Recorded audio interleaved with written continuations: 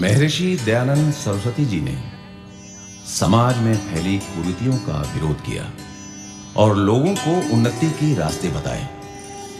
उनका मानना था कि समाज का प्रत्येक व्यक्ति श्रेष्ठ हो तो वो समाज, वो राष्ट्र निश्चित ही सफलता की ऊंचाइयों को छुएगा।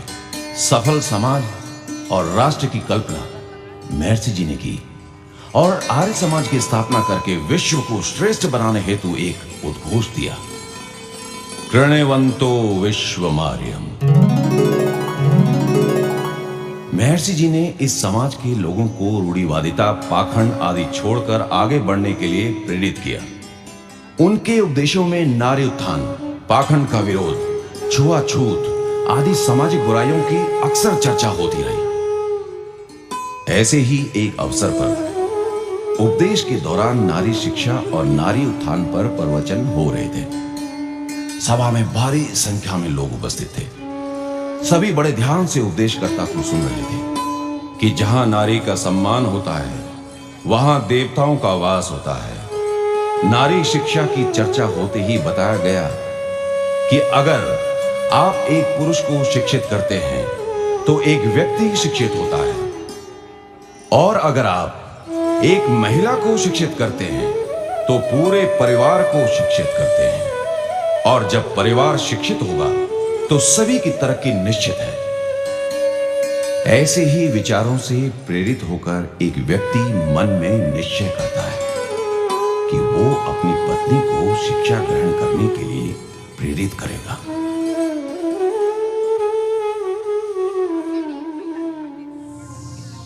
आज घर पहुंचकर स्वामी जी की बताई सारी बातें मैं अपनी पत्नी को बताऊंगा।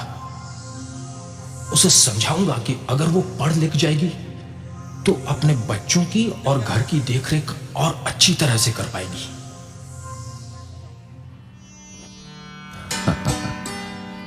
व्यक्ति घर पहुंचता है और अपनी पत्नी से बातें करता है। भगवान सुन, मैं आज आर्य समाज में ये सुनकर आया हूं कि हमें अपने घरों की महिलाओं व बच्चियों को अवश्य पढ़ाना चाहिए। लो, लेकिन हमारे समाज में तो औरतों के पढ़ने लिखने का रिवाज ही नहीं है। औरतें तो घर का काम काज ही कर ले तो बहुत है। नहीं, ऐसा नहीं है। बेशक हमारे समाज में ऐसा हो, लेकिन समाज में अब आर्य समाज ने चेतना ला दी है। अब फिर तुम ही सोचो, तुम पढ़ लिख जाओगी तो तुम अपने बच्चों को भी पढ़ा दोगी।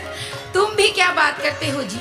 मेरी स्कूल जाकर पढ़ाई करने की उम्र थोड़ी है, हैं? मैं स्कूल जाऊंगी या घर को देखूंगी? मुझे पढ़ाने की बजाय तुम बच्चों को स्कूल में पढ़ा लेना। पढ़ने लिखने के लिए तुम्हें कहीं भी जाने की जरूरत नहीं। तुम ऐसे ही अपना काम करती रहो, और जब भी तुम्हें समय मिले मैं घर में ही तुम्हें पढ़ा दूंगा। लेकिन मेरा पढ़ना लिखना देखकर बाबूजी नाराज तो नहीं होंगे? और बताओ कि तुम मुझे घर में कैसे पढ़ाओगे? हो सकता है वो नाराज हों, लेकिन उसका भी कोई न कोई उपाय सोचता हूं। तो ठीक है, जब मुझे काम से बखत मिलेगा तो मैं जरूर पढ़ना लिखना सीखूंगी। कमला की माँ को तो मैंने राजी कर लिया, लेकिन अब ये देखना है कि कैसे पढ़ाया जाए। रात को अंधेरा होता है, घरों में बिजली की व्यवस्था नहीं होती थी और लोग लालटेन या दिया जलाकर काम करते थे। कमरे में लालटेन जल रहा है।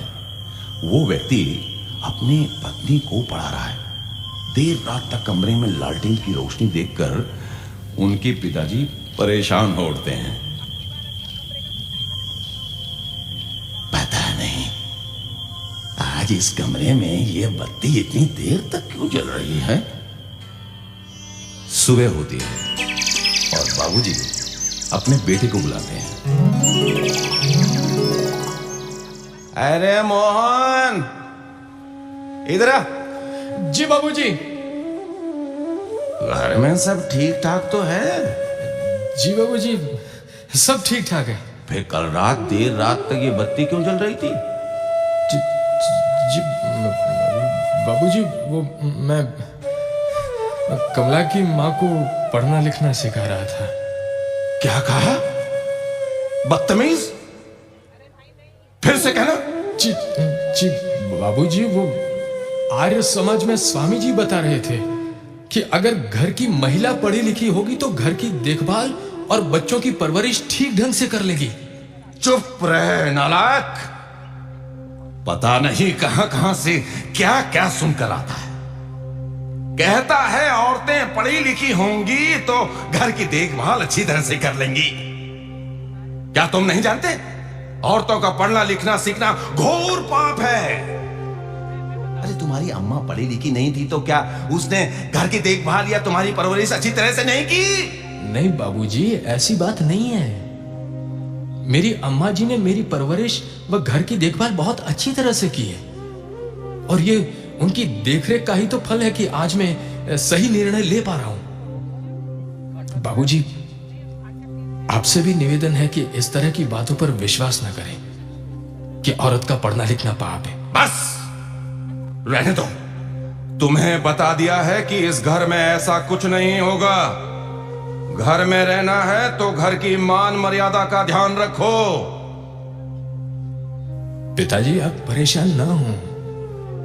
स्वामी जी बताते हैं कि हमें प्रत्येक कार्य धर्मानुसार करना चाहिए और हमें सत्य को ग्रहण करने और असत्य को छोड़ने में सदा उद्यत रहना चाहिए। परेशान कैसे ना रहूं? बेशक तुम सही कह रहे हो, लेकिन आज अगर नारी शिक्षा की शुरुआत हमारे घर से होगी तो लोग हमारा हुक्का पानी बंद कर देंगे, हमारा सामाजिक बहिष्कार होगा। क्यों बुढ़ापे में मेरी मट्टी पलीत कर रहे हो? लेकिन पिताजी, ऐसा क्यों होगा? हमें मालूम है कि हम कोई गलत कार्य नहीं कर रहे। जब लोग हमें तरक्की करते हुए देखेंगे तो निश्चित ही उनकी धारणा बदलेगी। अरे ये सब फालतू की बातें हैं। तुम अपने कार्यों में ध्यान लगाओ और घर में किसी महिला को पढ़ाने की जरूरत नहीं। ऐसा कहकर पिताजी चले जाते हैं और वो व्यक्ति उलझन में सोचता रह जाता है। पिताजी माने या ना माने, लेकिन मैं भी ये देखा कर रहूंगा कि नारी शिक्षा से हमें क्या फायदा होगा, और मैं कमला की मां को पढ़ा कर रहूंगा। कुछ न कुछ तो करना ही होगा। पिताजी कड़ी नजर रखे हुए हैं कि कहीं घर में पढ़ने पढ़ाने का कार्य शुरू ना हो जाए। रात के समय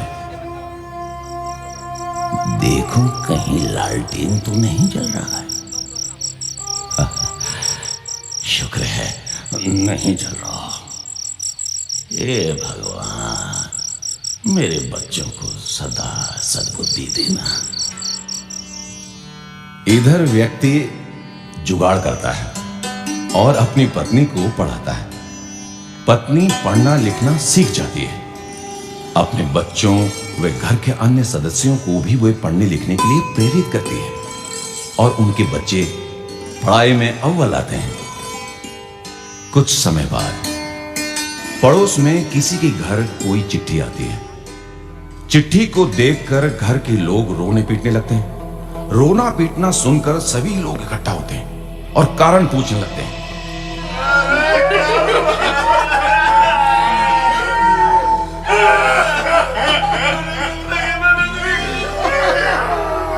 क्या हुआ? तुम सब क्यों रो रहे हो? देखो बहन, ये चिट्ठी आई है। कमला की मां भी पहुंचती है। क्या हुआ बहन? तुम सब क्यों रो रहे हो? ये चिट्ठी दिखाओ, क्या है इस चिट्ठी में? वो चिट्ठी पढ़ती है और उसे चिट्ठी पढ़ता देखकर सभी हैरान होते हैं और आपस में बातें करते हैं। अरे बहन, देख देख, कमला की माँ चिट्ठी तो ऐसे पढ़ रही है जैसे अभी पढ़कर सुना देगी। चिट्ठी पढ़कर कमला की मां बताती है कि तुम्हारा बेटा फौज में कैप्टन बन गया है और परसों घर आ रहा है। ऐसा सुनकर सभी खुश होते हैं और रोना पीटना बंद होकर चारों ओर खुशी का माहौल बन जाता है। अरे सुनो सुनो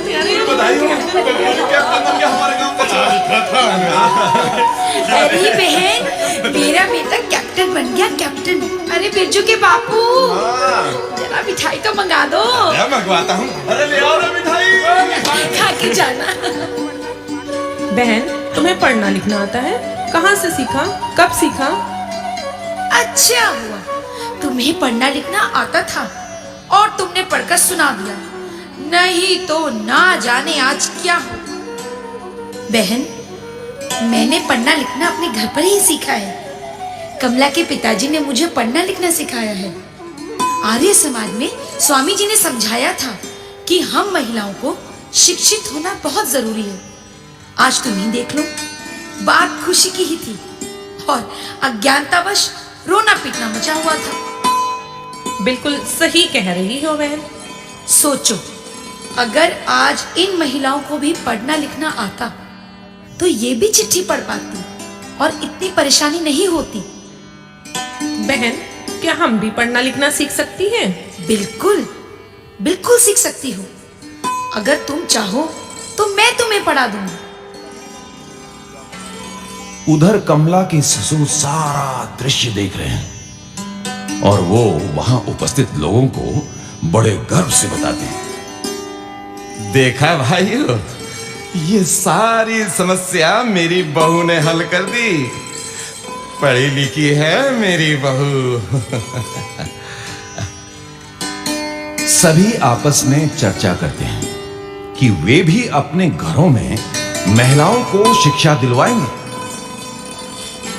शाबाश बेटा, मुझे मुझे मुझे तुम पर गर्व है। तुमने सही कहा था बेटा कि हमें सत्य को ग्रहण करने और असत्य को छोड़ने में सदा उद्यत रहना चाहिए।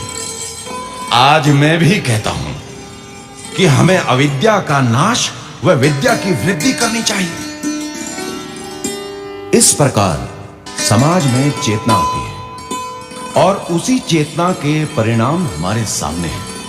सोचिए, अगर महर्षि दयानंद सरस्वती जी ने नारी शिक्षा का बिगुल बजाया ना होता तो क्या आज एक महिला देश की राष्ट्रपति बन पाती? एक महिला देश की प्रधानमंत्री रही होती? एक महिला दिल्ली की मुख्यमंत्री बन पाती? एक महिला प्रथम आईपीएस अधिकारी बन पाती? एक महिला दिल्ली की मेयर बन पाती? एक महिला कभी एवरेस्ट की चोटी पर जा पाती? और तो और क्या एक महिला चांद पर जा पाती? इन्हीं पूज्य महर्षि दयानंद सरस्वती जी की विरासत के पक्षधर हैं। इस मंच से, इस पावन अवसर पर हम सभी उन्हें समाज कल्याण हेतु अपना जीवन समर्पित करने के लिए याद करते हैं।